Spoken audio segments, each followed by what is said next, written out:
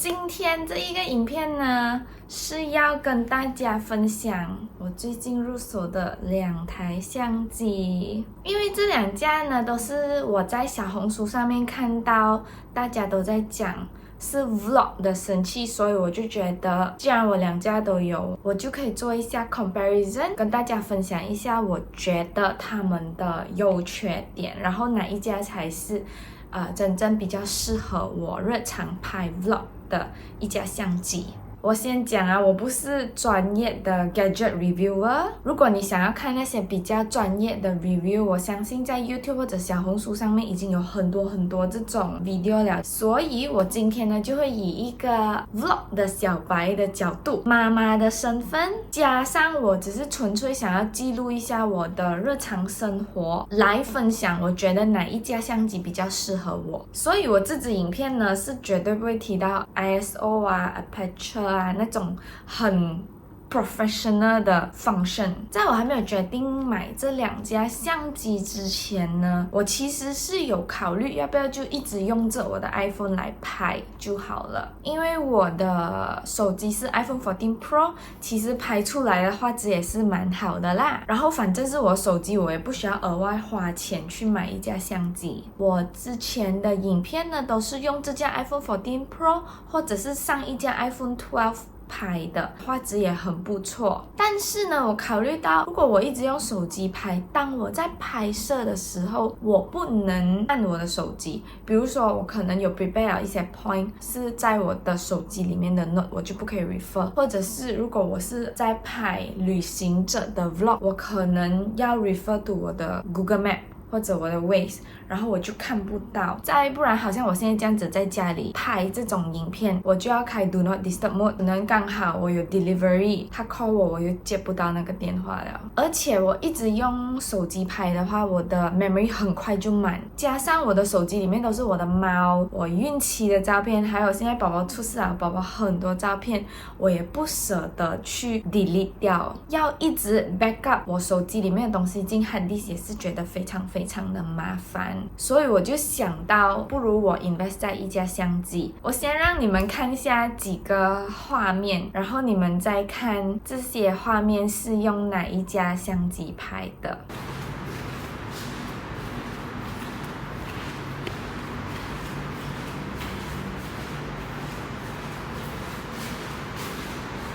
接下来呢，我就要跟大家分享一下我在买相机有consider到的几个点是什么。第一个呢就是体积，你可以看到这个 DJI 非常的小个，好像我的手掌那么大而已，所以要塞进 handbag 其实是蛮方便的啦。这个 Sony 也是很小个，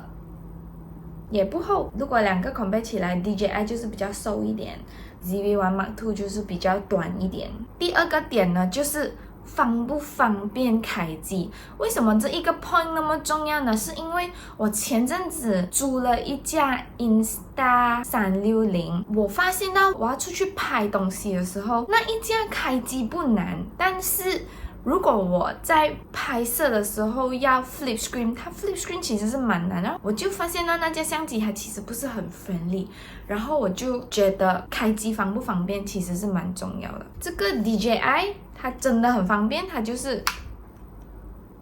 这样子它就开机了。这个 Sony 呢也是很方便，按那个 button 然后就开机就好了，而且它的这一个 flip screen 也是很方便。下一个 point 呢，我考虑到的呢就是 stability。 毕竟我是要记录生活的嘛，就是经常会在路上啊或者在车上摄影。就我老公驾车的时候，那个车就会这样子摇一下，或者是过弯的时候就是会这样摇一下，所以 stability 对我来讲非常的重要。 Pocket 3呢，它是有一个 gimbal， 而且它也是出了名非常的 stable 的。我之前也用过 Pocket 2来拍摄，它的 stability 真的是没有话讲啊，真的是赢了啊。 Sony 的 ZV-1 Mark II 呢，它是有 digital stabilizer， 就是可以在 setting 里面开，但是当我们开的时候呢，画面会被 crop 掉一点。自拍的话可能手要伸长一点， instead of 这样子可能你要伸长一点你才可以拍完整个画面。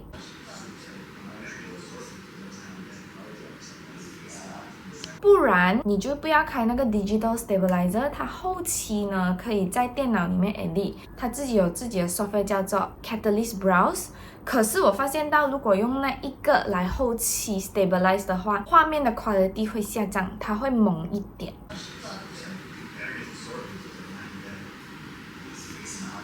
下一个 point 我要讲的呢，就是 auto focus 啦。因为记录生活很多时候都是一个 moment， 如果相机 focus 不到的话，就会拍到 moment， 然后那一个 moment 就会被错过掉了。这两台相机的 auto focus 都蛮快，而且后面蒙蒙的那个 bokeh effect 其实也是蛮明显，也是很好看的。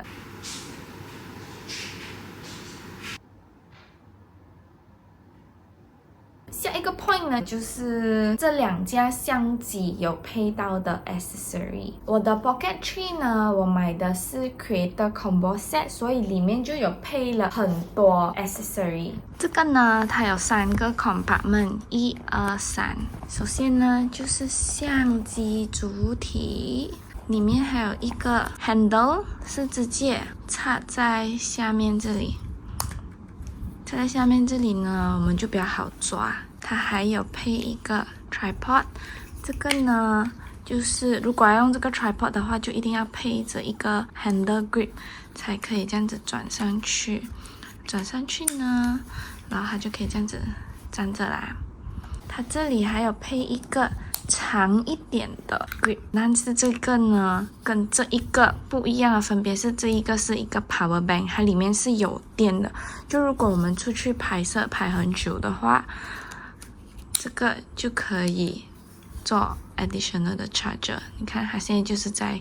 充电，然后这边下面也是有这一个 screw， 是可以 screw 那个 tripod 上去的咯。这个是它的 Bluetooth mic， 它这个 mic 很特别的地方是，它可以夹在衣服，或者可以 magnet。它这边有配一个很漂亮的 magnet， 就是你可以 magnet 在你的衣服上面。它的上一代的那个 mic 是全黑，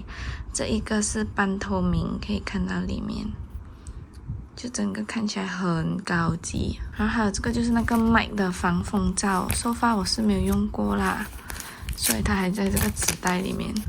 插着在上面，就是一个防风罩。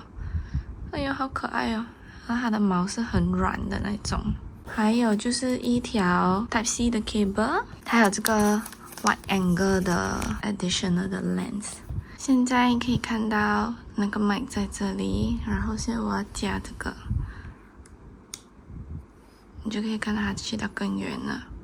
除了在这一个 pouch 里面的所有东西，它还有一个就是这一个方便携带出去的 casing。 这个洞呢，就是可以放这一个wide angle 的 lens 放了进去，然后它其实下面还有一个位置是可以放另外一个 lens， 但是这个 lens package 里面没有啦，如果要的话自己买。那个 camera 呢就是这样子套下去，然后这个 mic 呢是可以这样子夹在这里，就 instead of 带着整个袋子，就可以这样子带出门，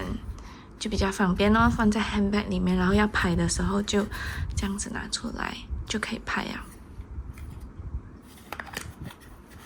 而 Sony 呢，它是有配一个这样子的 Bluetooth 的 tripod，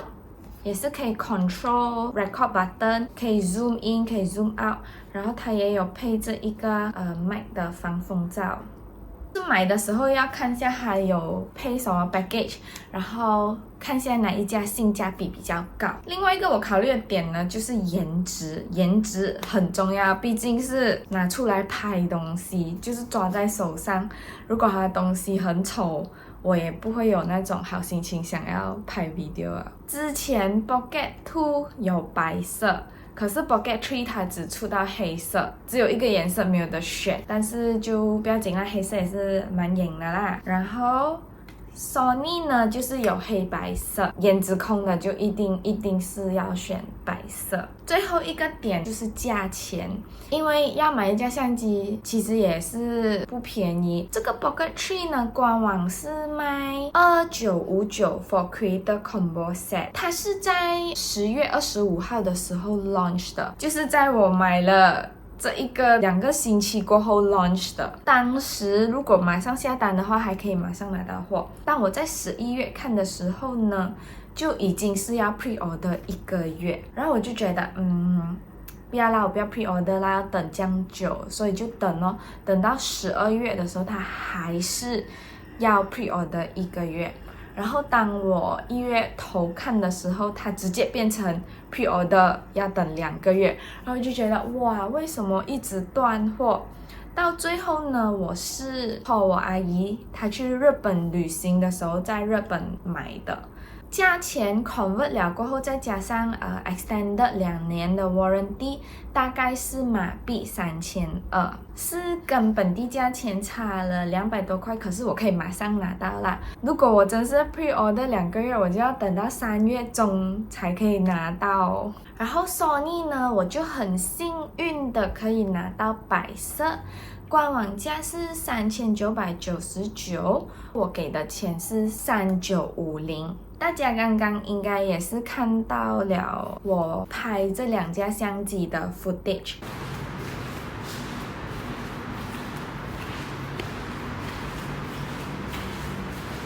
我最后决定留下的呢是这一架。大家有猜到吗？因为我用过了过后，我觉得这一台其实是比较适合我用。首先第一点呢，就是它的 stability 真的是非常非常的好，就是不管我怎样走动、怎样手移，它都是非常非常稳的。我有看过一些 YouTuber 他们拍的 vlog， 相机 stability 没有很好，但我在看的时候我会头晕，因为它的相机一直这样子晃动，自己本身不是很喜欢那一种感觉，所以我觉得 stability 非常非常的重要。然后第二点呢，就是当我在背光或者是 low light 的情况下，它会 auto 调整，我不用手动去调整，它就可以马上拍到画面不会太暗，也不会曝光的画质。虽然 Sony 拍出来的 quality 真的非常非常好，你可以看到非常的高清，可是我发现到我自己身为一个小白不是很喜欢的地方，就是我需要手动去调整，就算我开 intelligent mode 或者是 auto mode，当我在背光的情况下，我还是要自己去调整那个参数，它才可以拍到我想要的画面，所以我就觉得有一点麻烦。现在可以看到 Sony 的是看起来蛮黑的，我的阳光是在这里，这里没有阳光。然后我的 iPhone 直接曝光，然后这个就是 DJI， 整个颜色就看起来比较 balance 一点。然后现在是在 low light 的情况下，我把我的窗帘布关了，现在 Sony 是直接黑到完，然后这个是 iPhone 的 front camera， 就是直接懵掉了。这一架就是 DJI， 目前看起来是蛮亮的，而且 DJI 会跟着我的脸走。